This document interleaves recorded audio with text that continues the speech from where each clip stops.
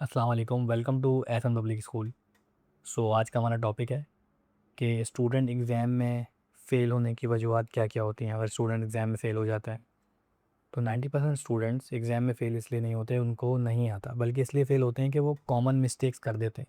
अगर आप ये 10 मिस्टेक्स अवॉइड कर लो, तो आपका रिज़ल्ट इंस्टेंटली इम्प्रूव हो सकता है।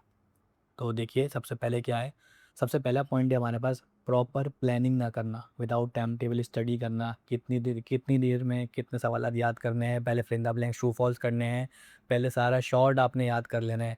अगर मेरे पॉइंट ऑफ व्यू से आप देखें, उसके बाद लॉन्ग की तरफ आना है और लॉन्ग में भी आपने हेलीकॉप्टर व्यू में याद करना है। पहले हेडिंग्स को याद करना है, उसके बाद फिर उसके अंदर के मटेरियल को याद करना है। फिर डेली स्टडी प्लान बनाना है, बिल्कुल एंड टाइम पे याद नहीं करना है। अगर पेपर में गैप है, उससे एक हफ्ता पहले से आपने याद करना है।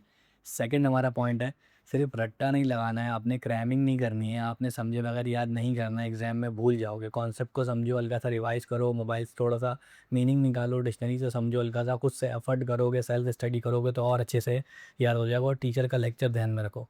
उसके बाद बहुत सारे स्टूडेंट्स पास पेपर को इग्नोर करते हैं, सिर्फ रजिस्टर या उनके पास जो गाइड होती है, जो नोट्स होते हैं, बस उसी को याद कर लेते हैं। ऐसा नहीं करें। जो 10 ईयर होता है, जो आपका 5 ईयर होता है, पास पेपर्स होते हैं हर एक सब्जेक्ट के, हर एक बोर्ड के, आप किसी भी अगर बोर्ड से बिलोंग करते हैं, ठीक है, तो आपने उसको ज़रूर ध्यान में रखना है, उसके पेपर्स को स्टडी करना है, उसकी चीज़ों को सॉल्व करना है और वो तमाम चीज़ों को समझना है। उसके बाद आता है हमारा पॉइंट नंबर 4, जिसमें टाइम मैनेजमेंट स्टूडेंट नहीं करता है। अगर एक क्वेश्चन पे बहुत ज़्यादा टाइम लगा दिया, उसके बाद दूसरे क्वेश्चन जो रिमेनिंग होते हैं वो आपके रह जाते हैं।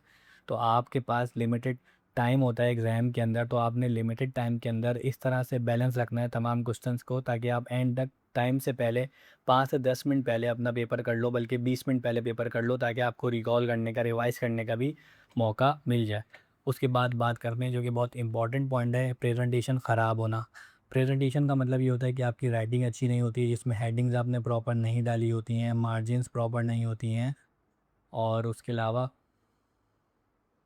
आपका जो क्लीन, जो एक नीट एंड क्लीन पेपर होता है वो नहीं लग रहा होता। इसकी वजह से एग्जामिनर को पढ़ने में प्रॉब्लम आती है और आपने पॉइंट वाइज क्लियरिटी के साथ नहीं लिखा होता। इस वजह से भी बहुत सारी वजूहत होती हैं, जिनमें से मतलब इस वजह से भी बहुत ज़्यादा जो है वो आपका इशू आ सकता है पेपर के अंदर।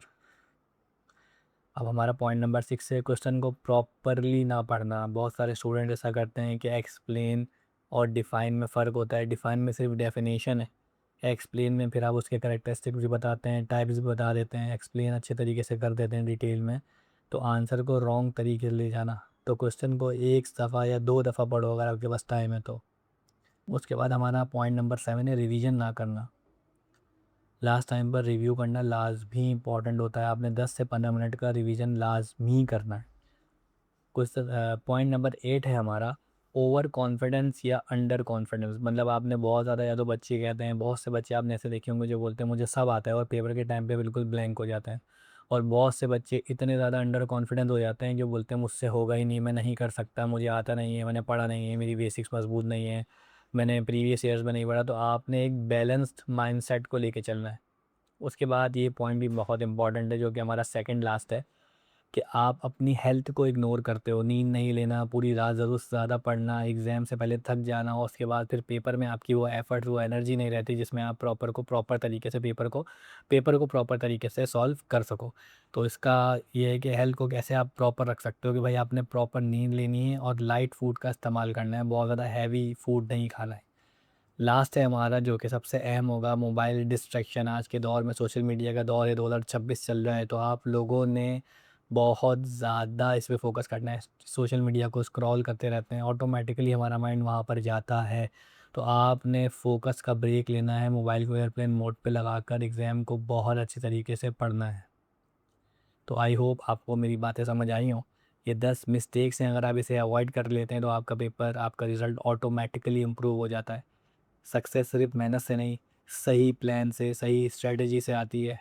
तो अपना बहुत ज़्यादा ख्याल रखें, दुआओं में याद रखें। अल्लाह हाफ़िज़।